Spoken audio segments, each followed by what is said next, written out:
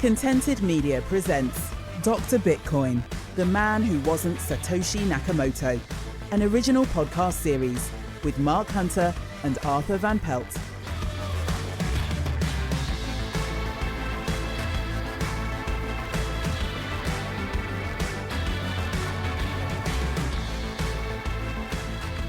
Hello and welcome to Dr. Bitcoin, the man who wasn't Satoshi Nakamoto, and the fourth episode in our bare and uncut coverage of the COPA versus Craig Wright trial. Last week we saw forensics experts, cryptocurrency experts and forgery amateurs take to the stand as the trial came to a quite explosive conclusion, and with me to go through the final action of the match is the man who got more mentions by Craig Wright than COPA itself. It's Arthur Van Pelt. Arthur, we'll go to it in a bit more detail, but how did you feel getting a couple of name drops in there from the man himself? Oh man, it was amazing. No, actually, but because several people who were reporting on those indeed 2 times, and to be honest, the first time I missed, the second time because I was talking to somebody else. And the second time I heard and I saw, because I'm on the video link, he was directly directing his answers to the judge, to Justice Meller. And I was like, "Whoa! He just mentioned my name! Wow!" It's a bit of a weird experience, I can tell you. And my feed went bonkers on Twitter after that. A lot of messages, and people want to notify you that you have been name dropped in a high-profile court case. So I was like, "Wow!" Yeah, it was sort of cool, and of course it has calmed down a little, and we know where it came from. But we will dive into that at the end of this episode, I guess. Yes, we will. We'll cover that in a lot more detail when we come to what it was Craig Wright was discussing. So in this episode then, we'll cover all the action from the final week of evidence, starting on Monday when Patrick Madden was cross-examined by Craig Wright's team. And it was interesting because a lot of the BSV and Craig Wright supporters, they really classed Monday as a massive victory. CoinGeek went as far as saying that COPA forgery experts dismantled on the stand. So Patrick Madden was cross-examined, I think, if I remember correctly, in this particular instance, purely from his first report and also the joint reports he'd done concerning the LaTeX files. Now, the reason why Craig Wright's side was so excited by what happened on Monday is because of a number of huge holes they claimed that Craig Wright's barristers put into his case, basically. And among them were anomalous timestamping, because Patrick Madden admitted that edit times can be impacted by someone not closing a Microsoft Word session in Citrix before quitting that session, which can lead to edit times of months or years when it's reopened again. He admitted he didn't use the Grammarly Enterprise version, which Craig Wright had claimed was the reason why certain Grammarly timestamps or Grammarly tags were found. He admitted that Craig Wright's computer environments were complex, which I'm not quite sure how that's relevant, but that was quite a moment for them apparently. And he admitted he wasn't a LaTeX expert. As well as that, CoinGeek called this what's coming up a killing blow. They said that the fact that Patrick Madden worked with Bird & Bird to produce his reports meant that Madden wasn't independent, that he had bias. Arthur, of all those things, I mean, if we can take the more technical side and we can take the report writing side separately if you like, but overall, how big were these bombshells that Craig Wright's team said that they blew up? Yeah, I have two things indeed. Like you said, you make a separation about the more social factors around the report and the more technical aspects of the reports. By the way, we have reached 6 reports now.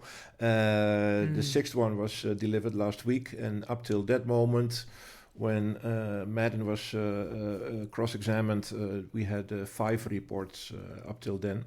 So we are, basically it's about all those things. Now, first, the social aspects was mostly around writing the report, he admitted that he took his, and it must have been quite a pile, and several piles of notes, and he did not find the time for either hiring his own assistant so he used assistancy from Bird and Bird. They worked out his report, as I understood it. That means that 100% of the text, maybe let's say 99% of the text is Madden, and of course 100% of the findings is all Madden. But because somebody else has been shuffling around with the text, making the bullet points, make up the graphs in a neat order, and etc. etc. Yeah, so that reeks, smells, but only a little, if you ask me, that he might not have been independent enough, at least for the one who is trying to make something out of this almost nothing burger to me. It might reek or smell like it, but he declared several times, no, all the text is mine, every finding is mine, all the 1,500 plus pages that I produced, it's all mine. But ordering the text and making a report with a staple through it, that was in the end the work of Bird and Bird. Yeah, they thought it was a big blow. Of course, it isn't. I cannot imagine that Justice Meller will have any issues with it. But we have to see. He will likely mention it in his ruling. But so far, no motions, no disqualifiers of any team came up, and in between. That was, of course, before last Monday, but before that, Craig Wright got a warning. You better stop discrediting the experts here, Mr. Wright, because I'm going to likely depend on them. So, yeah. Well, the way I imagine it went is that he produced a report in bullet point form because he had so much to get through that he would have done it in bullet point form and handed it over to them to write up. And they have either worked on it themselves and sent it to him, or, as seems to potentially be the case, they've come together to write up the report. But COPA, or Bird and Bird, I should say, would have said, is it fair to say this? And he would have said yes or no. So I don't think there's anything more to it than that. That is probably it. That if there has been text changes, then on the technical side, I cannot imagine that Bird and Bird had anything to say about the technical side of things, because that is the expertise of Mr. Madden himself. But of course, they will pour it in a legally acceptable in a way constructed with text that the judge can understand it, that the other parties in the lawsuit can understand what's going on, and so like I say, the 99%, well, make it 95. I have no idea, of course.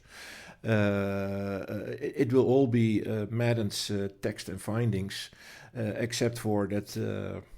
The final touches have been done. The reshuffling of text has been done by Bird and Bird.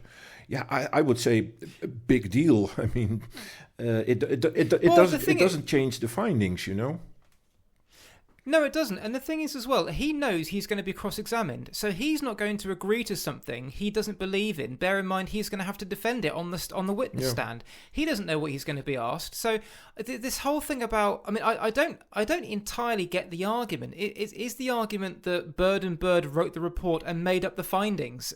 Because he's the one that's going to have to explain it in the witness box. So I don't quite get what their argument is there. But no, I think like you, I think this kind of thing happens all the time. Like I don't know, but I don't think this is any kind of massive bombshell. It's not like any. He's not. And I tell you what, when we come to the issue of bias later on, this is nothing. It's a small fry compared to that. So, so moving on from that more social aspect, what did you make of the sort of 4 or 5 more technical points that Craig Wright's team made, do you think any landed particularly strongly and poked any particularly big holes in Madden's reports? No, one little thing about that rewriting or help with writing, you can also see on all the witness statements, you can see that they have a template for witness statements and that contains text that is legally acceptable for the judge.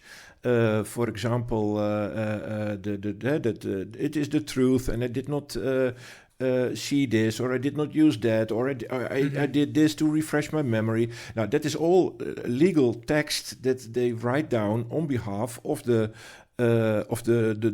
let's say the fact witnesses in the case. And they afterwards, they read that and they sign it off on behalf of themselves. Now, like I said, those type of things happen all the time, and I cannot imagine that the judge will have any problems with Madden getting a little bit of help on that side. Now, okay, more the technical things. Yeah, I can understand that in general, Mr. Madden, with his, 25 years of expertise, and they also complained that he only had 12 weeks of forensic expert training or something.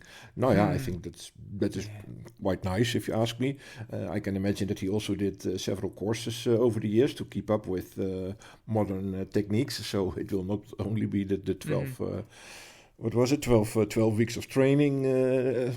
But for another example, when he admits that he is not an expert, for example, in LaTeX, yeah, so what? Then you hire, which they did, several other people who are experts in LaTeX or LaTeX components or whatever, and they ask them to write technical or fact witness statements also. I mean, that was all covered. That is not the bombshell that they think it is. Come on. Yeah. So was there anything you think, because they mentioned about the time stamping and they mentioned about the Grammarly stuff, and there's a few other technical points. Do you think that anything that Craig Wright's barristers brought up, do you think any of them will undermine his reports? Because obviously the aim was, you can't undermine every single investigation he did into every small piece because that's just impossible. So what you have to do is do your best to undermine everything. You undermine the witness rather than undermining what they said. So do you think there's anything in what they brought up that undermines Patrick Madden himself or his reports to an extent that it could be damaging? No, I don't. I seriously don't believe it.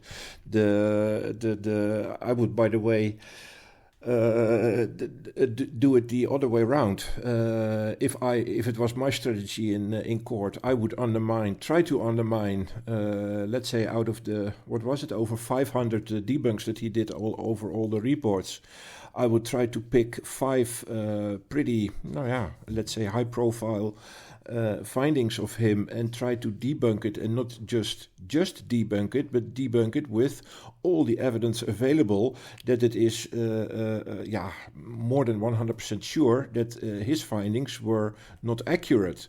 Now, when such a thing, because then you get a situation that the judge is saying, wow, we have here an expert, but his 5 of his most high-profile findings are being debunked with quite serious stuff, that I have to reject the findings of this expert, of this forensic expert. That is quite serious. And then you get the situation that all his other findings will automatically also be taken less seriously. If you do a personal attack on the person, that will never have the full effect that, he might have not all the experience, he might not have all the papers, he might not have the right template to put it in, that it is appropriate for an UK forensic report, whatever they can find about stuff on the edges of the case. It will not fully debunk the content of the finding. So I would focus on the content of the finding and try to debunk it. Now, and if you think about it, what happened there? Nothing has been debunked with any finding they tried to create. And I had several online discussions with in majority with BSV fans, that they claimed to me that Madden is he's dead. He's killed. His report will be wiped. They mop the floor with his report or whatever they things like that they said.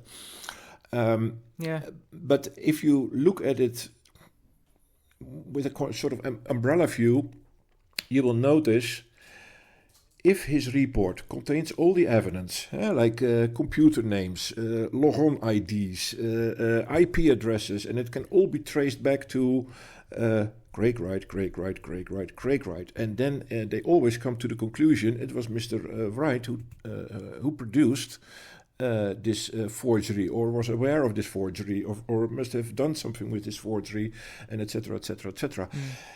They never had anything to bring against that. Only, for example, is it possible that a Trojan file has been planted on his computer so somebody else could have taken over his computer? And then, of course, Mr. Madden has to say, yeah, that is possible. Now, and I call that all the time, that is the 99.9%. That is realistic. That is where Occam's razor comes in. It is the only person having the skill set, the motives, the motivation, the incentives, etc., to create all these forgeries, all the fingerprints and all the fingers. All the fingerprints of Wright are there, and all the fingers will always point at Craig Wright for creating that forgery. And then that 0.01%, it might have been possible that something else has been happening. Yeah, that is possible, but that is not the what Occam razor will tell you.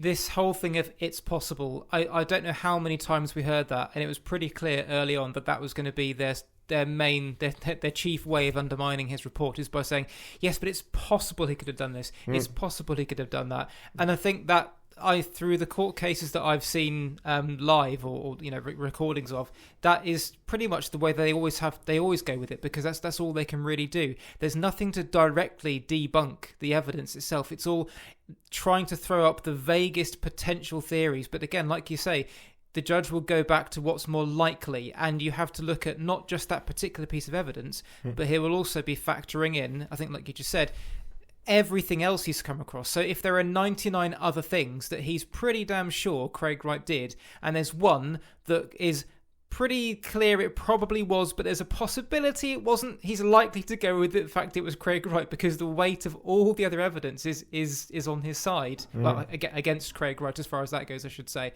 Yeah. So, and something else that's related to that is that the cross-examination, it touched on a fraction of the evidence haul. And I know we weren't going into all the hundreds of forgeries, because the focus was on the 20 eventually. It was initially 50, but it was just 20 for the case.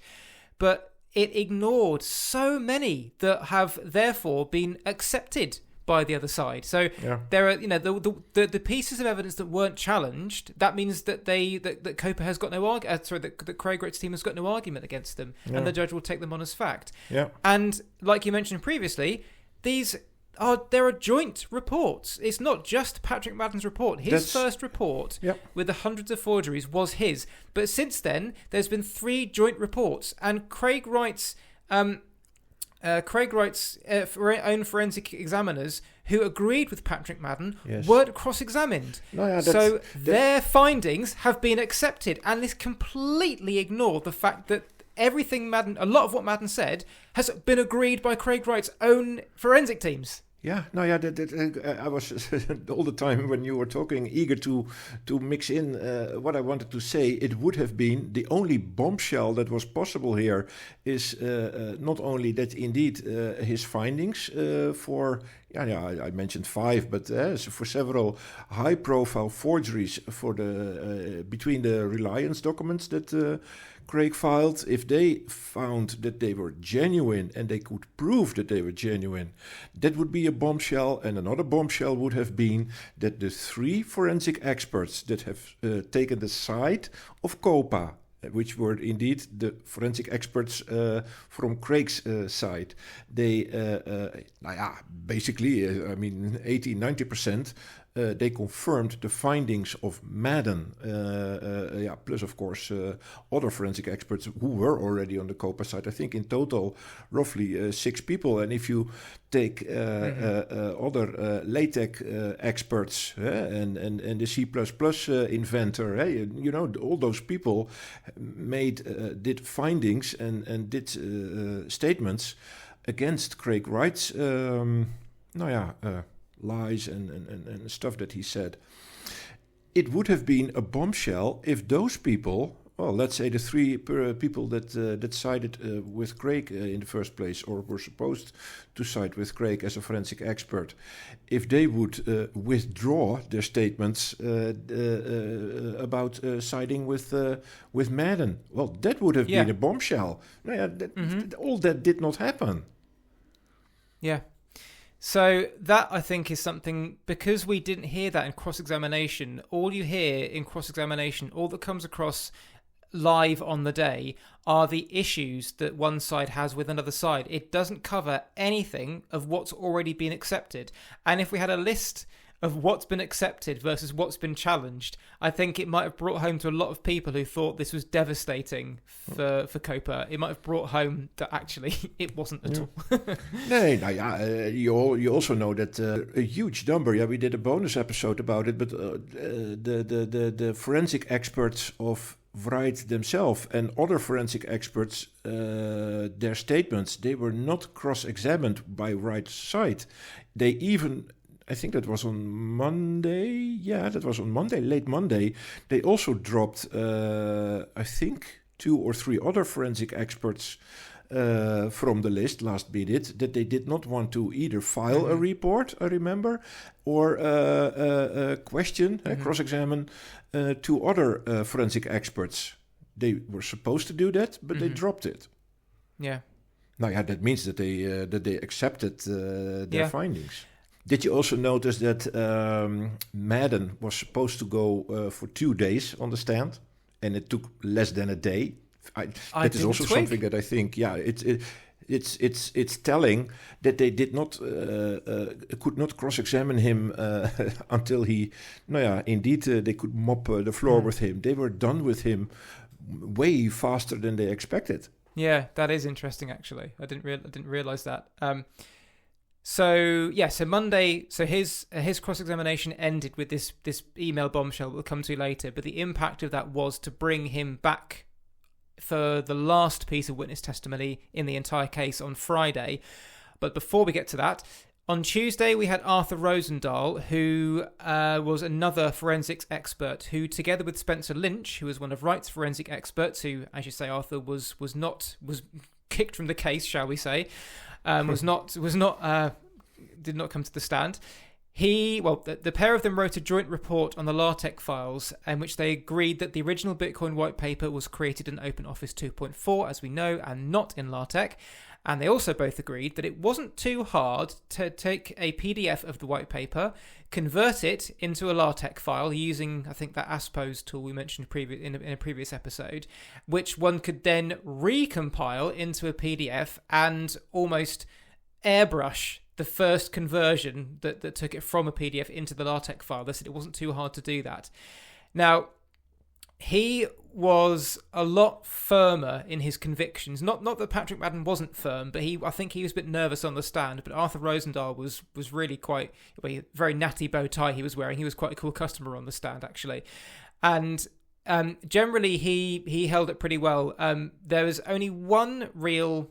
it wasn't even a bombshell. One real hole that Craig Wright's team tried to poke in his testimony, and that's when Craig Wright said that he'd used a combination of Windows and Linux when using LaTeX, and Arthur Rosendal said it wasn't clear from Craig Wright's witness statements whether he had used the MikTeX distribution for Windows or the TextLive distribution for Linux, and so he only performed his analysis using TextLive. And which one did Craig Wright then say he had used? MikTeX, of course. So that was... yeah. I mean, did anybody expect anything otherwise? you picked that up nicely. I missed that one. Yes, yeah. Great catch. So overall, what did you make, Arthur, of Arthur Rosendal on the stand? He was, like I say, I thought he was quite cool, and he hit back a couple of times, didn't he? When he was pretty sure he was in the right. Yeah, just a solid performance, like I found also from the previous week. Adam Beck and Martin Malmi, for example. There are a few people who stand out for me on the stand that I think, there's nothing wrong with you guys. You're just solid performers on the stand, honest and no issues. And the other thing that I noticed as well, if you remember back to what Craig Wright said when he was discussing these forensic experts and basically saying that they weren't fit to do the job, he accused Arthur Rosendal of being in bed with Bitcoin core developers, of going to Bitcoin conferences, and he even claimed that Arthur Rosendal's savings would be lost if Craig Wright won the case, which is like, I mean, if that's true, that's obviously staggering, but you're like, well, where did he come up with this? And Arthur Rosendal dismissed all these claims on the stand, and there was quite a funny moment. I don't know if you caught this, but when Mr. Hoff said, "Would your savings be ruined if Craig Wright won this case?" and he said, "I'd like to have some savings that could be ruined." So that was a nice moment. I remember it. I think he did not hold any bitcoins, wasn't it? No, nothing. He had no connection to Bitcoin whatsoever. And what was even more interesting, I mean, of course he would say that, and it's kind of one person's word against another, both under oath. But what was interesting is that Craig Wright's barrister said they would not be repeating those allegations in closing, and they just totally washed their hands of what Craig Wright had said. So I think that tells you all you need to know, firstly, about Arthur Rosendal's personality and Craig Wright's personality. Yeah, and his own team, sort of throwing Craig Wright under the bus, because they will not repeat the allegations that they made, and they realized that Rosendal was honest about it. Yeah, so very interesting little diversion. The last thing to say on him is that it wasn't just the LaTeX files he examined. He also looked at other contents of the BDO and Samsung drives in a second joint report with another. It may have been Spencer Lynch as well, maybe part of the same report. Or either way, he did one or two joint reports, and again, both of the forensic experts for Craig Wright and for COPA both agreed with all these findings from the BDO and the Samsung drives, as well as the LaTeX files. And if we remember, the findings from the BDO and the Samsung drives were that 71 of the 97 documents were they both agreed were manipulated, with the remainder 23 being I forget what the actual phrase was, but not genuine, but like sort of they showed signs of tampering, but they couldn't be properly examined or something along those lines. But and then they call them not credible or something. I think. Yeah.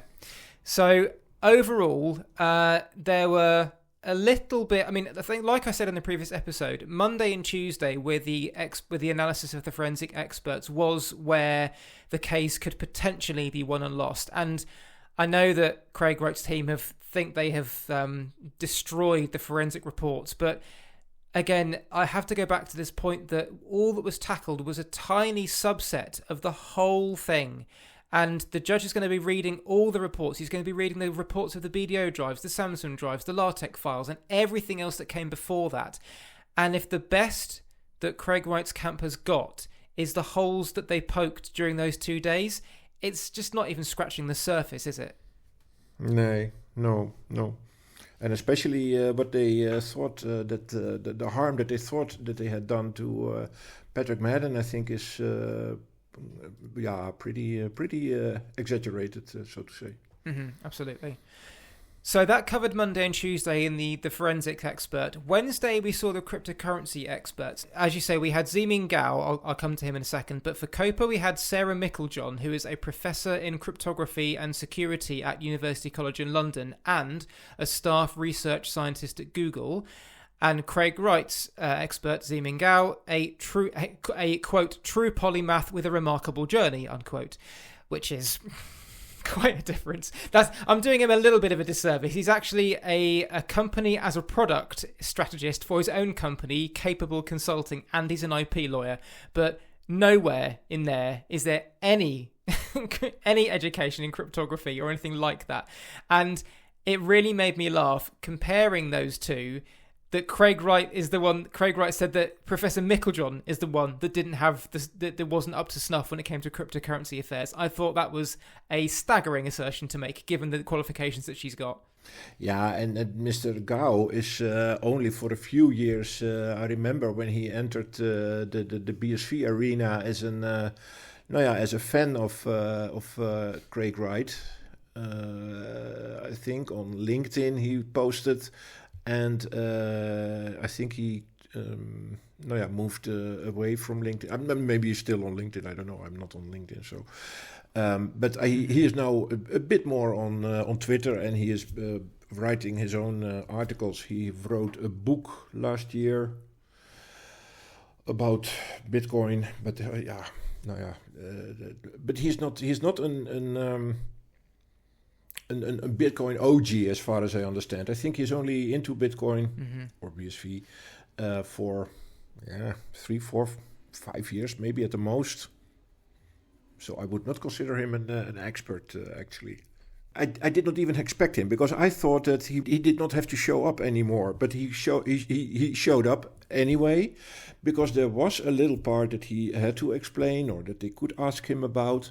But and I don't know how big that report is, because I did not see it yet. But he explained a bit later on Twitter that it was a rather substantial part of the report that he wrote, his expert report.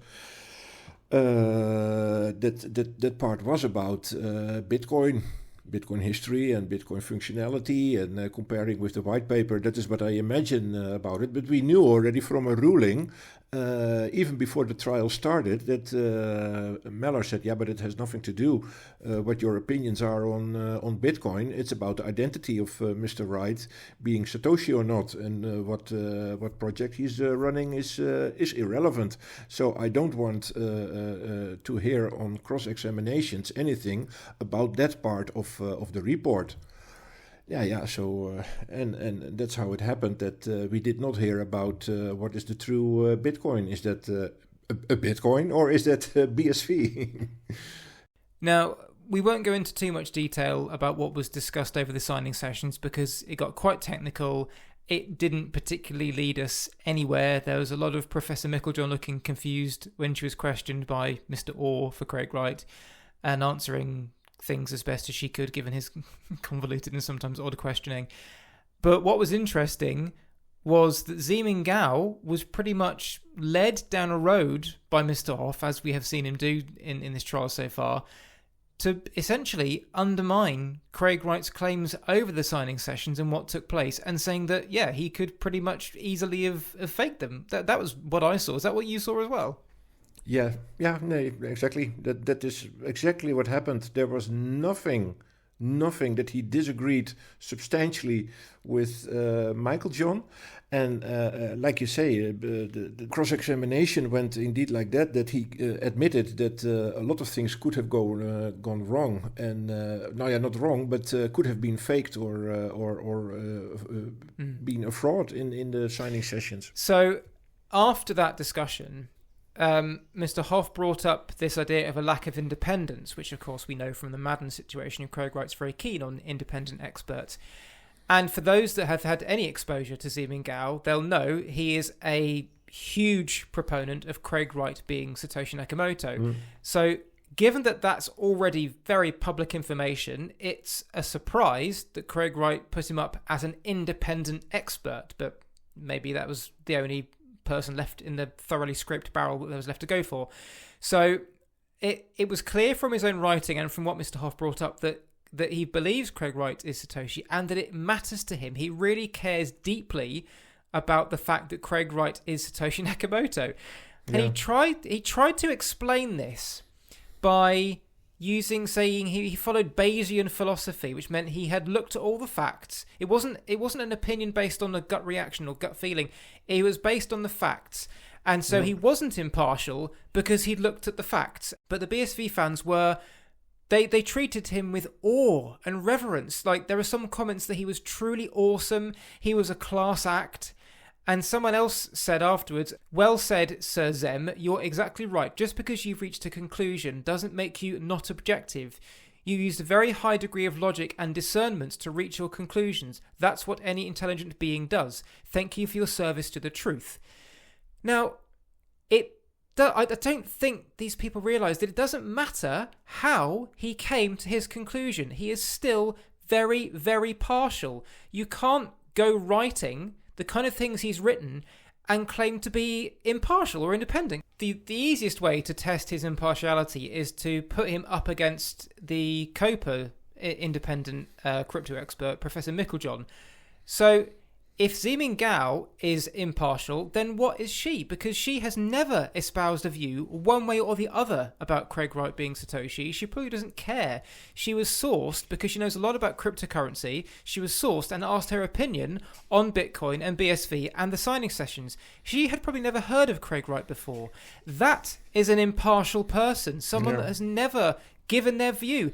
And I just don't understand this idea that they think you can be impartial when you've already made your mind up. That's the exact opposite of what impartial means. Yeah, exactly. And another good test is, what would they be saying? Let's say that through Patrick Madden's testimony, someone dug up an old blog post he'd written saying Craig Wright's a fraud, or even less than that. Let's say he'd liked one of your Medium articles or liked one of your anti-Craig Wright tweets. Would they be saying, oh, it's okay because he's probably come to it through a logical conclusion? No, they'd be saying, look, he's anti-Craig Wright, he's not impartial, wouldn't they? Yeah. No, yeah, anything. But like you said, that is the best comparison that you can make. If somebody has never said anything about Craig Wright, who is not even a specialist in Bitcoin itself, for example, which is I think was the case with Michael Johns. He hardly did anything with cryptocurrencies, if I remember well. Yeah, then you can just be a cryptographer and judge the blog post that Craig Wright put online on the 2nd of May in 2016 and judge it on its merits as a completely independent expert on cryptography and ask the opinion of what does this blog post tell you. Now, and if such a person then says, yeah, this is gobbledygook, this is not even close to proving something that would be pointing to Satoshi Nakamoto identity of the writer of this stuff. Now, yeah, then you have an independent expert saying that.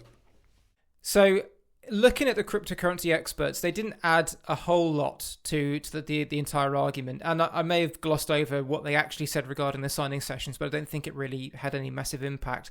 But again, if we talk about Patrick Madden and the desire for Craig Wright's side to undermine his abilities and his capabilities when it comes to looking at the thing as a whole, with regards to attempting to undermine him, to undermine his entire report because he, as a person, is not qualified. If you take that approach, you had one objective, impartial cryptocurrency expert and another who wasn't impartial and wasn't a cryptocurrency expert, and 2/3 of whose witness testimony was already strucken from the record. So if you look at that on its face, there was only one winner there, wasn't there? Yeah, if you do such a day by day who wins today, then this was a day for COPA. Definitely. So moving on to Friday and the email, which is what everyone was waiting for, which everyone's waiting for us to talk about. So we'll start with a little bit of a preamble as to what led up to this point, and then we'll discuss what Craig Wright said on the stand, and we'll go through his excuse and his rationale for that. So going back to Craig Wright's initial time on the witness stand, he claimed that Ontier and Alex Partners had both received access to his MYOB accounting software in late 2019 as part of the Kleiman case, where they ran reports and extracted data. Now, in this case, because of an email that was found in the Tulip trading case that was passed over to the law firms in this case, they found that actually Ontier said they didn't receive access to the MYOB database, the MYOB account, until March 9th, 2020. And this is important because someone used Craig Wright's login on March the 6th or 7th, 2020, just 2 or 3 days before Ontier got access, to add transactions regarding Bitcoin transfers into Wright International Investments dated to 2010, just days before Ontier got it. Now, that was the argument to this point. So we had an immediate discrepancy there, and Patrick Madden looked into these emails and found some flaws with them. So Craig Wright, seemingly wanting to prove that he was right in his assertion that they did get access in 2019, he had said on the stand he had emails to prove it.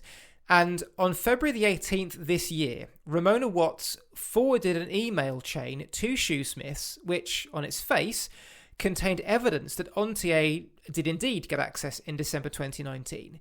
So Ontier went looking for the email in their servers, found it, and sent it to Shoesmiths, drawing their attention to the fact that the top email in the chain was entirely different from the version that Ramona Watts had sent. So this meant only one thing. One of those emails was a fake. So, Arthur, we came to Friday with this genuine bombshell this time, wondering what Craig Wright was going to say to try and explain this discrepancy. He went into lots of technical detail, which we'll dive into. But overall, what was his overall story regarding how this happened? Who did he throw under the bus? First of all, when it was announced on Monday, I already noticed that Lord Grabiner, I think he's called, the guy who brought this news. I think it was not Orr who did it. I think it was Grabiner, right? Who announced it. No, it was Lord Grabiner. You noticed that he was very embarrassed by this event, because what happened when those emails were exchanged between Shoesmith and Ontier, because Shoesmith is, I think they are quite clever. Quite clever. How can you be quite clever? It's just normal due diligence when you have a serial forger as a client, and you check everything that he is bringing in.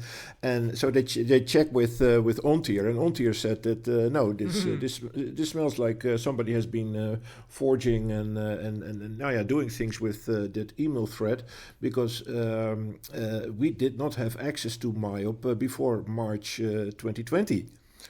And when then they found an email on their email server, which was indeed dated December 2019.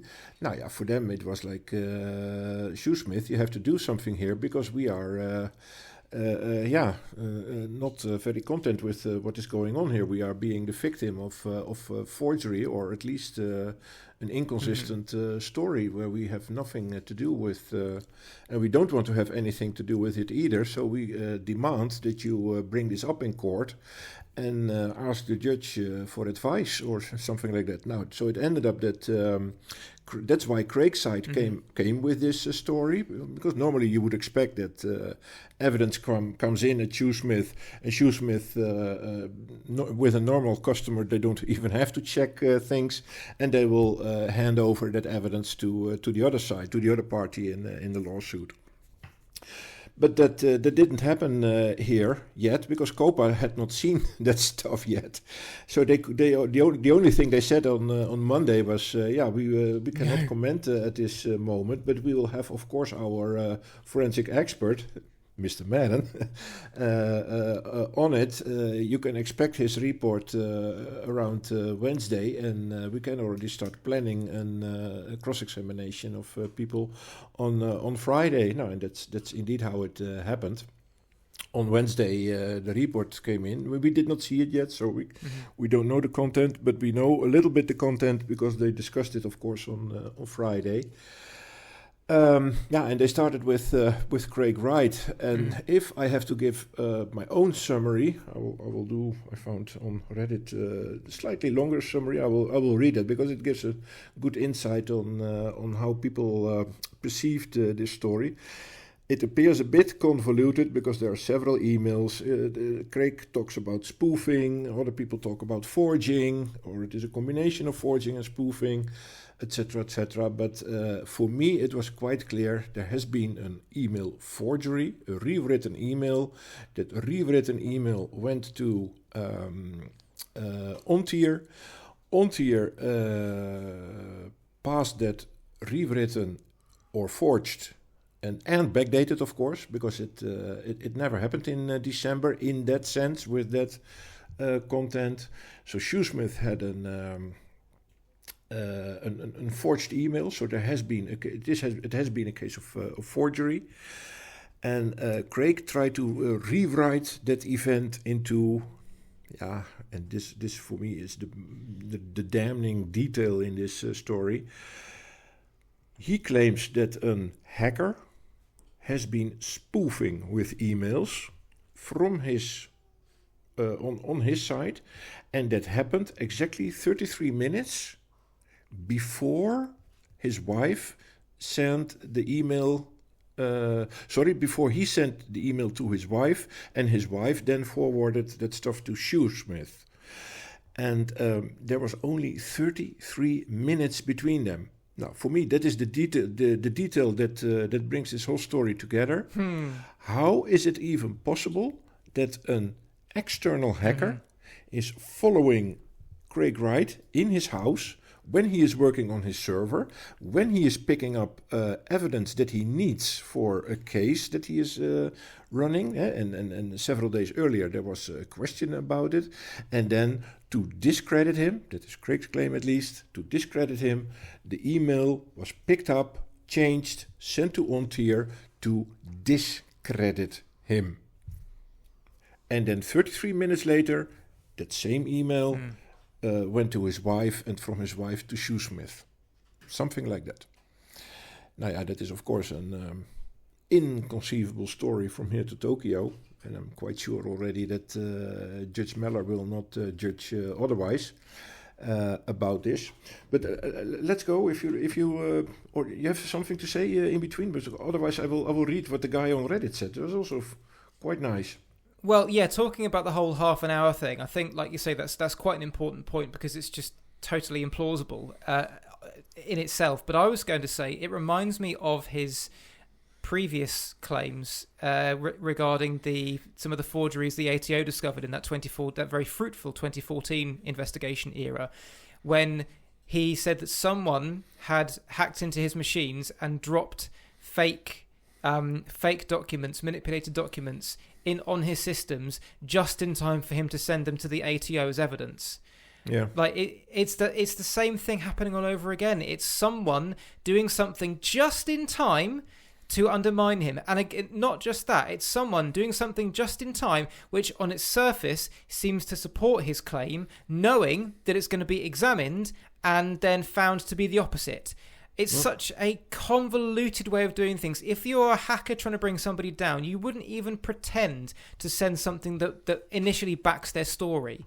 It's utterly, utterly laughable, and the same thing is happening 10 years later. Yeah, exactly. Did you see on Reddit there was a user by the name of Satoshi Taste who put a great little summary of the email situation together? Did you see that? Yeah. Satoshi Taste. I don't know him, to be honest. I know several people on Reddit because I do browse around and post every now and then on Reddit, mostly on Twitter. But this person, Satoshi Taste, I didn't know. But he actually had an. Well, just briefly, so I will quickly run you through what he said. Hey, so I was trying to understand what Craig is claiming during his cross-examination on the email issue.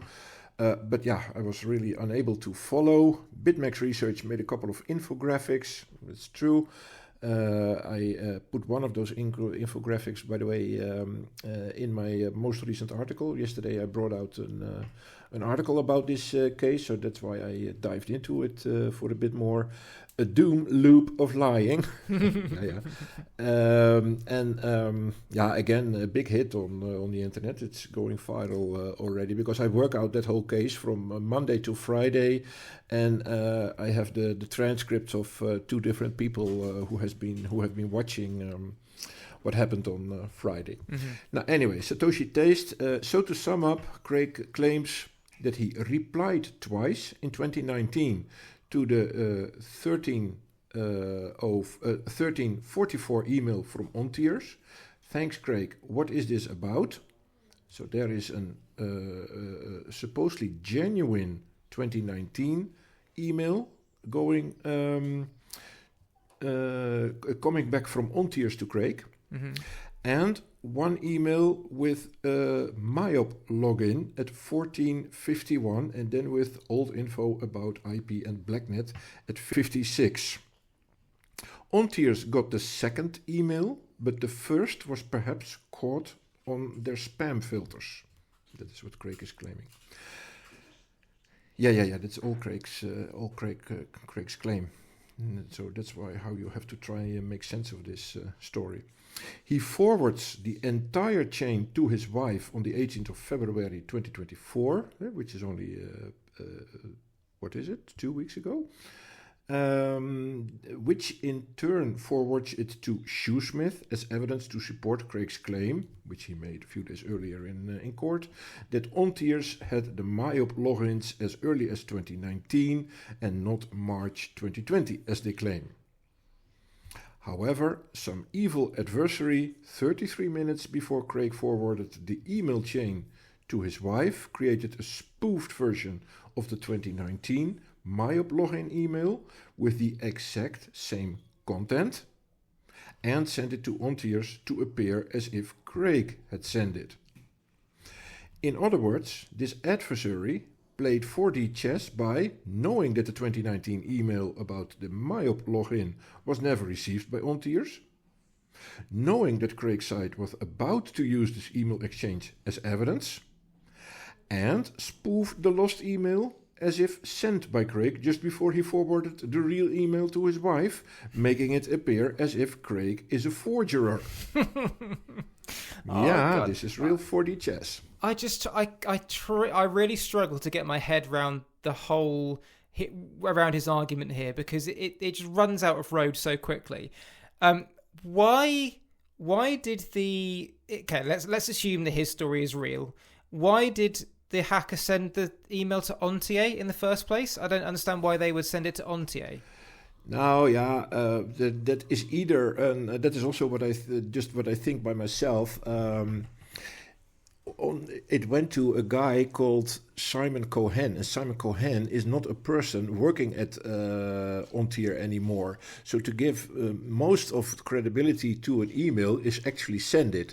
But if you send it to a receiver who is not working there anymore, he cannot, the receiver cannot complain or otherwise do something with that email.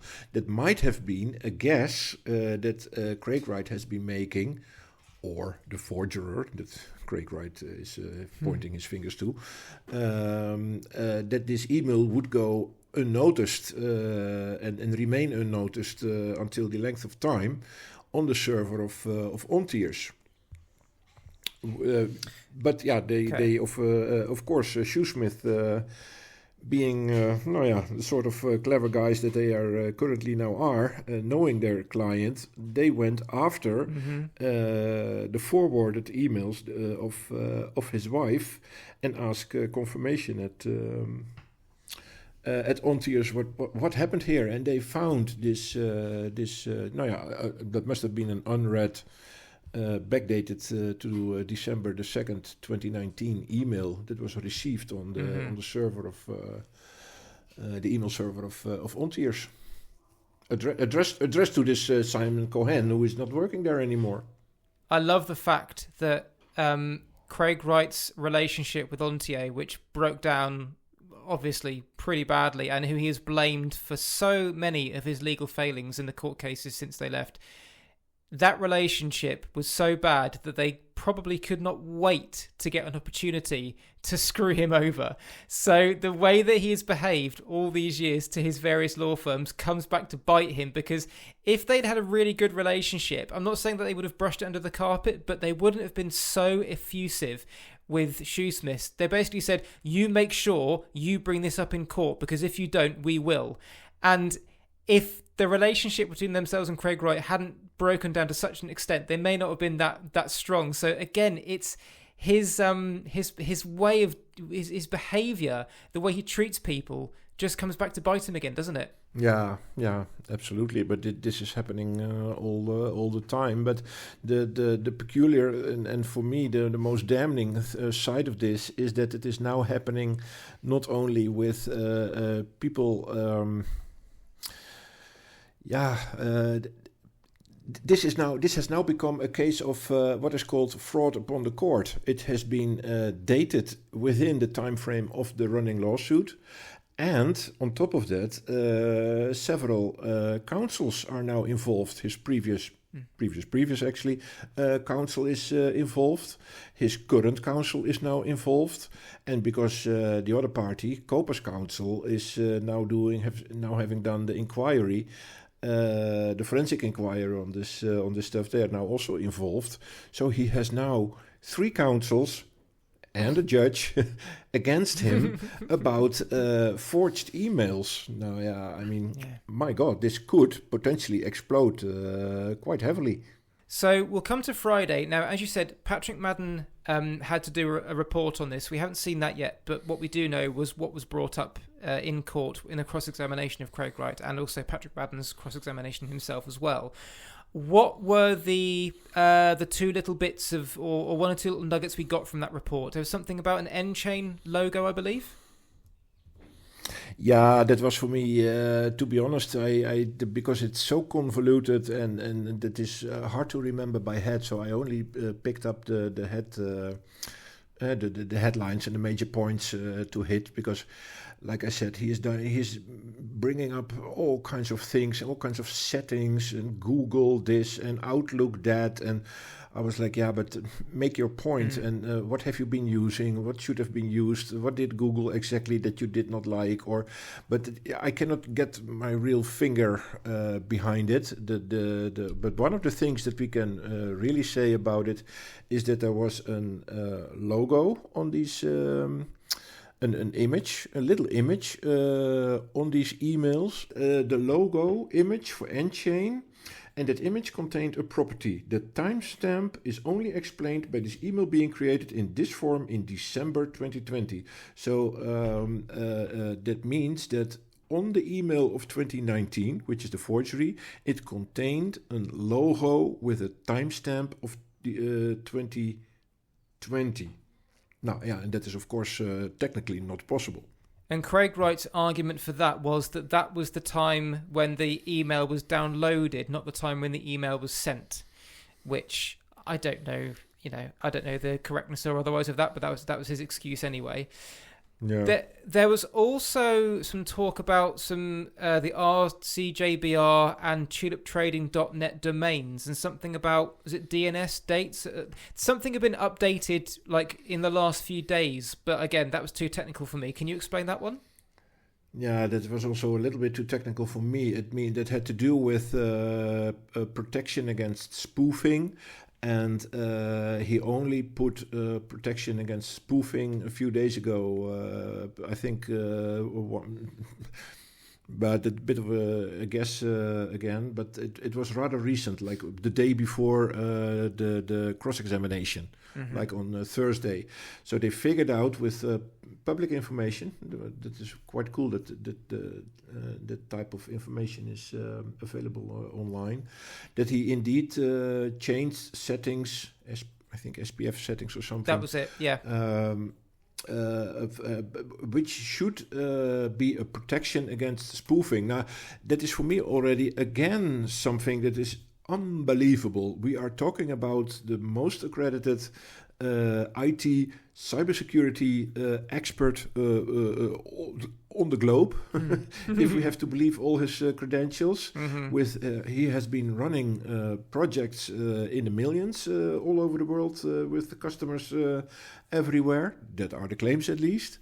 And he doesn't even know how to protect himself against email spoofing. Sorry. Well, I'll run through some other excuses he gave as well. So one of the first things he said was that the reason why the emails appeared so damning was because they were missing emails from earlier in the chain, which we can only presume completely exonerate him. They just happened to be missing from the chain. He also blamed server migration from one to another, which again is something we saw in 2014 when he blamed the timestamping of certain documents. He's certain documents with creation dates of 2014. He said they were created in 2011, but when he was hacked, or when he had to check, when his companies were closed down, he had to rebuild servers, and when he rebuilt the servers, it changed the creation dates of the documents to 2014. So again, he's claiming that server migration is changing dates of things. He claimed that it couldn't have been him because he didn't use Outlook, which we can't really prove, but he's used Word for years, he's used Excel for years. I very much doubt he uses all the Microsoft suite of packages, a suite of products, but doesn't use Outlook. He prefers Google's web browser. I don't believe that for a second. Didn't he also change his mind over which email was faked? I remember Mr. Hoff saying, you were saying that this email was the real one, now you're saying this is the real one. Again, I lost my way a bit on that one, but did he actually, was he unclear about which one was faked?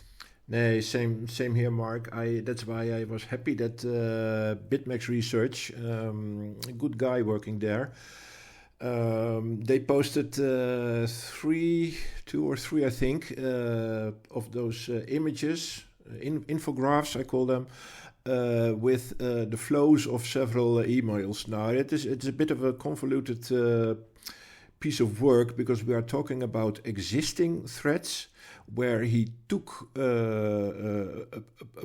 one email, he took out, put it back as a forgery or not, or as a spoofed email, and it went both to Ontier, another part went to his wife, then it went to Shoesmith, his counsel. So it's a bit of a convoluted flow of emails going back and forth with where 3 or 4 people or parties have several opinions, where Ontier has an opinion, where Shoesmith has an opinion, where COPA has an opinion, where Craig Wright has an opinion, what exactly happened there. So to be fair, it only happened 2 days ago. I'm still a bit lost in that what exactly happened. But for me, it is 100% clear that there is an email forgery at place, and that has been sent with a backdated. He had to use a computer or a laptop with a clock setting. The system clock setting was put backward to 2019 in an effort to try give that email all the dates that it should have at arrival at the person who should receive it, which was Simon Cohen, as said. Now, there was also several things to say about that dating, that Google does something with that dating, and Outlook does something with that dating. And again, so I am a bit lost, but there has been forging going on, explained by Craig Wright as spoofing by an external party. And that is the part that I don't believe, and the part that I do believe is the forging. And as far as I'm concerned, the judge will also take that position, because that is the position of Patrick Madden also. There has been forging going on, and that is considered perverting the course of justice. The moment that we saw this on Monday, those of us that have been following Craig Wright for a while were like, well, that's classic. That's absolute classic Craig Wright, a sloppy backdating forgery that's been caught. It's so, it ticks all the boxes. And it goes further than that, because it yet again requires you to believe in an extraordinary set of circumstances all happening together within half an hour of the original email being sent, to believe that it wasn't him that did it, when the most obvious answer, if you took it as a single crime, you're talking again means, motive and opportunity, it's him. It's like he's the most obvious candidate for all three. And again, his excuses, his reasons were so... Again, that was classic as well. Technobabble. Just blind them with technobabble and try and dig your way out of it that way. But once you strip all that away, it really is just another of the classic Craig Wright forgeries that we've come to know and love over the years. Yeah.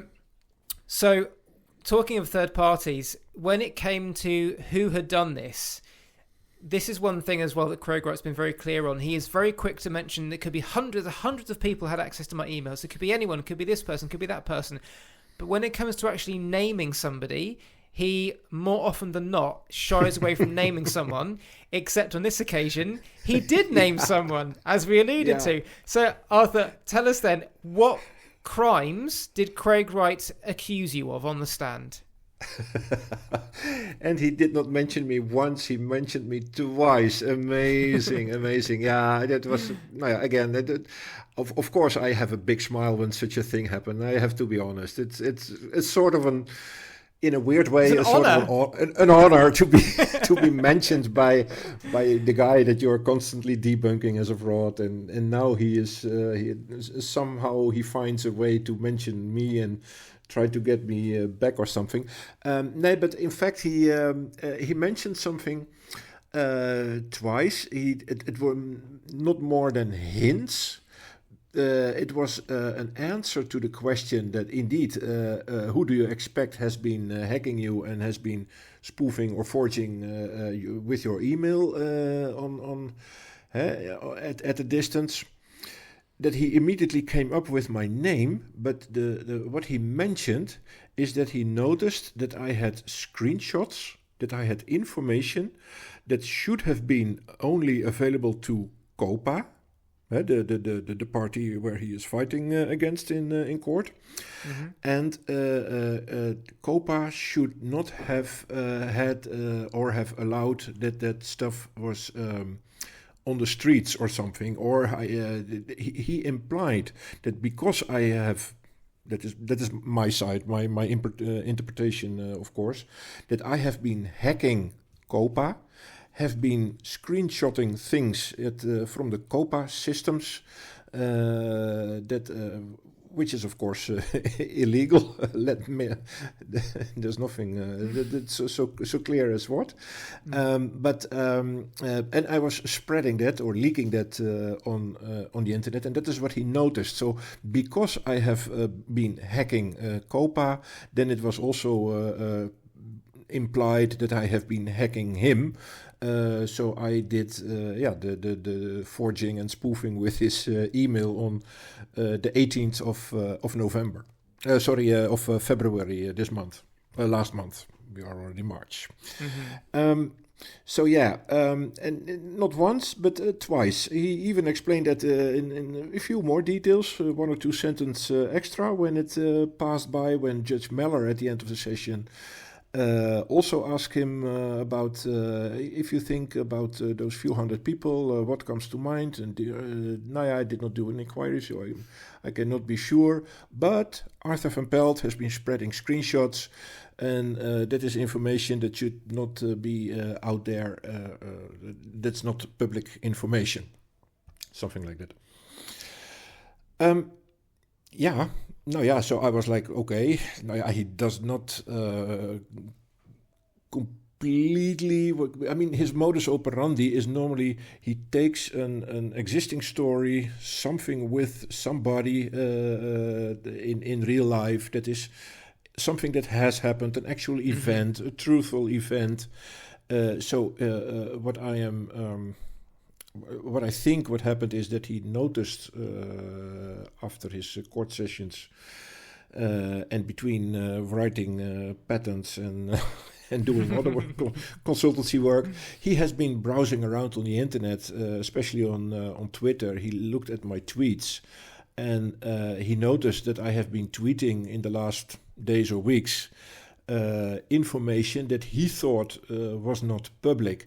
Now, what I can only imagine when he mentioned COPA, because he did, he connected my name to COPA information that I had been leaking and spreading that was supposed to stay private on their systems.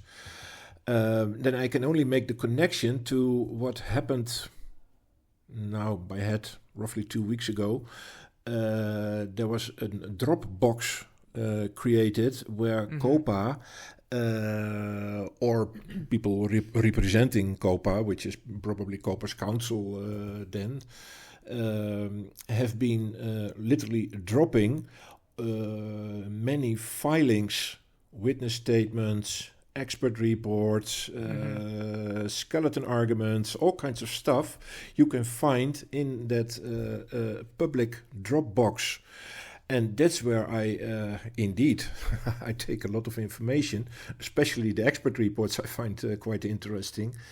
What I have been tweeting, just one example, because I found it quite interesting, that in 2014, in October 17 of 2014, Craig Wright registered an internet domain, tuliptrading.net. And that was quite funny because already in 2019, we are talking about like 5 years ago, I knew about that already and I acquired that already. And I noticed that October 2014 was a very productive month for him for creating a lot of forgeries and contracts and backdated stuff and doing things with emails around the Tulip Trust, and part of that was also the registration of tuliptrading.net. Now, in recent days, Patrick Madden, the forensic expert of COPA, has also been looking at that exact same registration date of tuliptrading.net, because he came across several forgeries, I think at least a handful, from the I'm not sure if it was the Reliance documents or related to the Reliance documents, but at least it was worthwhile to put in his most recent expert report, which was only 2 weeks, I think, roughly 2 weeks old. And so I could not help bragging a little bit about my own work of 2019. So I grabbed a 2019 tweet where I tweeted out that inquiry result, and I put that alongside the Patrick Madden finding in his report that he found that because of tuliptrading.net, blah blah blah blah, those 5 things are with ID numbers, etc. But those 5 documents we can consider being forgeries, backdated forgeries, because tuliptrading.net did not exist before October 2014. Such a tweet, and I did several of those type of tweets, came in front of, came on the screen of Craig Wright, and he thought, wow, that guy has access to forensic expert reports that I probably not even have read myself every page. How is this possible? The thing is, he's also thought that you would willingly, to get a bit of internet clout, you would willingly undermine COPA's own case by publicising evidence they would presumably have told you not to. So he thinks that's happened as well. What Craig has been thinking is that I have been hacking in the systems of COPA, just like Ager Hansen. I'm getting a connection almost with Ager Hansen, it looks like. You are, that Ager Hansen has been hacking his stuff, but also has been hacking Bird and Bird over a public Wi-Fi. Right, so that's how you got it. And stuff like that. He just makes up things on the spot. Yeah. To make it believable for his audience that I am the bad guy and he is not. So I must have been hacking the systems of COPA in some way and gained access to information that I should not have made public yet. The thing is, in that case, we're both guilty, because our entire bonus episode last week about the unseen witnesses was all the information was taken directly from that Dropbox. So we're both guilty, because the entire episode is based on hacked material. Exactly. But he probably doesn't know, because he's not an. No, he's not a member. He's not a member, so he doesn't know. Oh dear, that was quite a moment. That was quite a moment when you're. But this seriously, and don't forget, if you are being name dropped in this sense by a person who is in a court case, a high-profile court case, this really has some side effects, because a lot of BSV people jumped on my neck and they wished me everything between No, there were no death threats. That was not the case this time. But many people see me already. Craig is going to win, and then he's going to after you. You're going to be sued, and you did things. You're a criminal, this and that, and that's how you are being treated immediately because the big boss of BSV is claiming things that has no footing in reality whatsoever. And I tried to explain a few times, and I dropped the link to the Dropbox. Hey, it's even accessible to you. This is nothing secret going on here. So Craig is wrong. He probably doesn't know that COPA has been spreading, or at least people who are related to COPA, they have been spreading this public Dropbox. It is there's nothing secret going on here. This is just the court material, all the filings that are relevant for COPA, and they will, of course, not make things public. Yeah, I did not say that, of course, but that's what I can say now. They will not make things public without permission of the other party. So Craig's counsel must have given permission to because sometimes there are filings that contain private information, and then you have to blacken that out, for example. But I noticed that several pieces of information in there, they are blackened out. So, they do things properly at COPA, or people related to COPA. So that was the end of Friday's session. Well, we had Patrick Madden taking the stand afterwards for a couple of questions, but there was no great revelations after that, and that concluded all the evidence. Now, bearing in mind that CoinGeek and BSV supporters have been all over Twitter and all over social media and what have you when things go Craig Wright's way, the fact that what happened or what didn't happen after his appearance on Friday suggests that they're not overly confident about his explanations, because CoinGeek completely ignored the events of the entire day and focused instead on an article called, and I'm not kidding here, Sights and Sounds of the Satoshi Trial, in which they covered a few of their favorite bits and pieces throughout the trial, their favorite moments, and never once mentioned these emails, either when they happened on Monday or the investigation or the cross-examination on Friday. So that just shows how much faith they've got in Craig Wright's excuses. Yeah. So that brought everything to a close on Friday. So we can sort of, we've got closing arguments. We've got a week off next week and then closing arguments the week after. But unless something extraordinary happens in the meantime, that is it for the COPA versus Craig Wright trial. So we can start to take some sort of looks back at the last, not just the last few weeks, but the last three years it's been now. So, Arthur, do you think, given what your first thoughts were when this was filed and seeing how things have changed as the discovery process and the time leading up to the trial has happened, did the events of the trial itself live up to your expectations of what it would involve? Yeah, absolutely. The shocking things is more on the upside than on the downside. And then I call the downside the bombshell information that might have been leading to an Satoshi ruling, but there were no watermark revelations, there were no secret signings, there were no credit card payments for Bitcoin.org suddenly popping up, and then all that all that evidence with a big wow factor. It never happened, which was to be expected, if I'm honest. But on the what I call the upside is that especially the examples of Craig Wright trying to bring in more forgeries than I ever thought. Compared to the Hodlnot case, that was 71. Now, this lawsuit alone is over 500 forgeries. It is amazing. My three favorite moments of this trial, I wrote also 3 articles about it.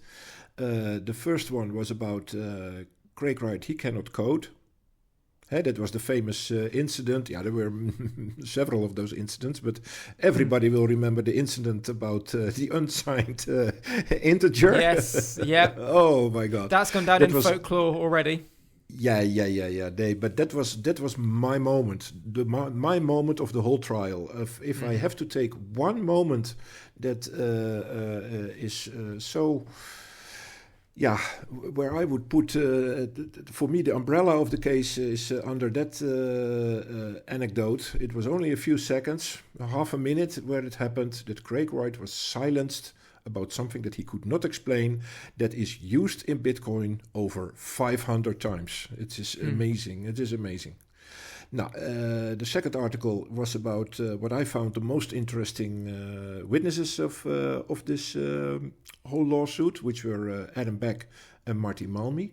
Now, that is where the Bitcoin OGs, the OGs of OGs, completely destroyed, I would like to say, Craig Wright's when he tries to mingle his story into the Bitcoin history. And you see those people with the true history of Bitcoin dripping from every body part that they have. Adam Back was, as we know now, the first person to have contact with the real Satoshi. He only revealed 5 different emails, and they were already enough to debunk several pieces of information that Craig Wright had said about his history in Bitcoin around that same era. And then we're talking about August 2008 up till January in 2009. That was the period where Adam Back had contact with Satoshi. And we're talking about, of course, Marty Malmy. And that is an even bigger story almost, because they exchanged several hundreds of emails. A bunch is lost, we understood from Marty Malmy, but still some 265, I think, are still have remained, and they have also been released. Quite interesting. And already just one anecdote that Craig Wright said, I was already in contact with Marty Malmy in February 2009. Now, Marty Malmy showed his first email with Satoshi, which was dated May 2009. That was 3 months later. So those type of discrepancies were quite obvious during the day that Adam Back and Marty Malmy were on the stand. And there was also a special moment for me with Adam Back when he was explaining technical things about Bitcoin, that he even knew more about Bitcoin that was ever written in the white paper. I think it was about difficulty adjustment stuff, things, quite technical, floating things, how it was calculated. And for me, it was quite clear that Adam Back knows it even better than Satoshi himself, almost. But Adam Back explained that as, Satoshi, he did it in this order.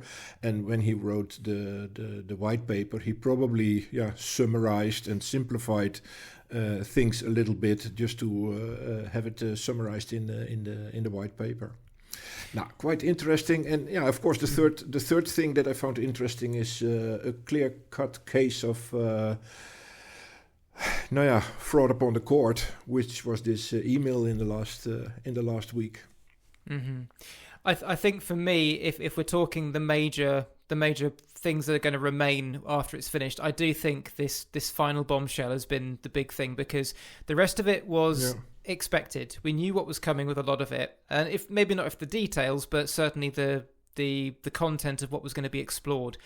And so to have this just dropped by Craig Wright's own counsel at the beginning of that week, after he'd finished testifying, to then bring him back in to answer it, I thought it was just a perfect microcosm of how he operates. It was just an amazing moment that stunned everybody. So that was my takeaway. I think for me, the thing that if I think back to the beginning, like when the lawsuit was filed and how things have gone until the trial, I think it showed a big difference in the way that the Craig Wright supporters viewed the trial, and the way that I don't like to say Bitcoiners, because I don't necessarily think it's completely BSV versus Bitcoin, but let's say the the supporters of COPA will say for the sake of argument, even though that's the same principle, the way that they both treated it. Because from the off, you had Craig Wright's team, Calvin Ayre and everyone saying they were so looking forward to it because they could get all this evidence in front of the judge and it would be the one case that would confirm it. And then as we got closer and closer, and even when these reports, the Madden report came out, they were still so pro Craig. They were still so looking forward to what was coming. There was we started to get the talk of I think Gavin Mail said that he's going to bring in the vice president of MasterCard to prove that he bought the Bitcoin.org domain in 2008. And, and then when it started, there was all the talk of, he's going to be talking about BSV on the stand. The world's going to know about BSV for the first time. And then they didn't understand that the witness statements had gone in and all that was going to be tackled was they didn't understand for at the start that Craig was going to be purely cross-examined for those first few days. They were waiting for him to get his chance to be examined by his own counsel, not realizing that wasn't going to happen. Yeah. So, and then you had, like you said, the stenography, the watermarks. Is he going to sign? There's this, there's that. It was like this ever-rolling wheel of expectation. And it wasn't actually until Friday when he was on the stand for the last time and he finished and there was none of that. And I think that was the first time for a lot of them that it dawned on them what just happened. And I do wonder if a lot of them are looking back thinking, shit, is that it? I think there's a bit of whereas a lot of the people that want Craig Wright to lose have what they saw is what they expected, and it's actually been better than what they expected. And I think a lot of people for Craig Wright's team, apart from the ones that are paid shills and are complete fantasists, are surprised by what happened and are negatively surprised by what happened, if that makes sense. Yeah, I think so. On the other hand, we noticed a little pump in the BSV price starting yesterday. Oh, really? So where that comes from is a bit of a mystery to me. Yeah, not a big one. I mean, it went from 70, 80 to $120 or something. I mean, nothing special. But for the BSV fans, it's quite something. Has anyone yet mentioned that Justice Mellor's buying BSV because he's going to rule for Craig Wright? Has that come up yet? Because I can only assume that it has. I bet you it's somewhere. No. It is It are the BTC laser eyes who are now hedging because they realize that Craig is going to win. That is what I noticed. Now, by the way, just referring back to what you said a few minutes ago, there is probably because I think we're nearing the close of this episode, but. What the BSV fans and the Craig Wright fans do not realize is, of course, it's a civil case. So the judge will look at the evidence and see what evidence makes the most sense and is perceived as genuine, and then he will make up the balance. But how that balance actually works, I only realized, I sort of realized that earlier, but today I came across one of my followers. I have several lawyers who follow me, and one of them explained how that works. And allow me to read his tweet. It's just one tweet, and he explained. His name is Bill Smith. He's from America. And what he says, and it works for lying in court, and as far as I can see, this is also considered for the forged evidence. Okay, what he said was, in our line of work, all it takes is one lie. You get caught lying one time, then you have lost all credibility, all of it. This is a principle that keeps our profession in check. It forces attorneys themselves and our clients, our witnesses and our experts to tread carefully and hopefully act with integrity to guard our reputations. Now, that means that if the judge is looking at Craig Wright, and he finds one forgery that is not being compensated by 500 other half forgeries, or maybe not forgeries, or it could have been genuine evidence. And the same is for the perjury, because we have noticed also a lot of perjury. That means that if he is telling one lie, a lot of things will be on the balance for, we cannot trust your information when you have given no physical evidence to something that you claim, then we will consider that being a lie, because we have caught you lying, not once, probably more than once. Oh, yes. And that makes it for me quite clear that Craig has no chance of winning this. There is no genuine evidence. There is a lot of forgeries being caught. His witnesses have no physical evidence. There's nothing left. So this Bill Smith, he ends with one single line, because the question was, do you think that the judge is believing Craig Wright? And then he answers, no, the judge does not believe him. He is sharpening his knife, patiently waiting to deliver the death blow to this fraudulent carnival barker. Love it. Well, Amen. I think that is the perfect place to leave this.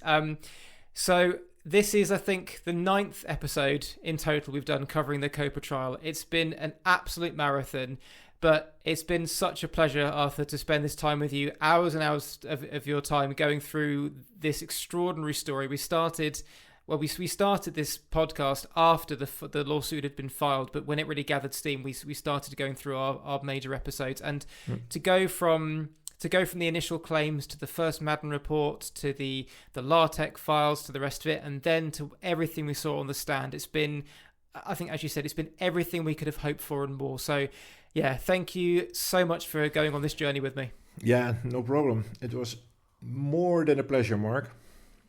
It certainly was. And as for the future, we don't quite know when we'll be back again. Hopefully there'll be something that happens between now and the verdict, whenever that might be. We won't do an episode covering the closing arguments because we know what they're going to be saying pretty much. And so unless something extraordinary happens between now and the verdict, you will hear from us next after we get the verdict sometime in many weeks and months down the line. So Arthur, until that moment, take care of yourself, and I shall speak to you at some point in the future. Yes, sir. Cheers, man.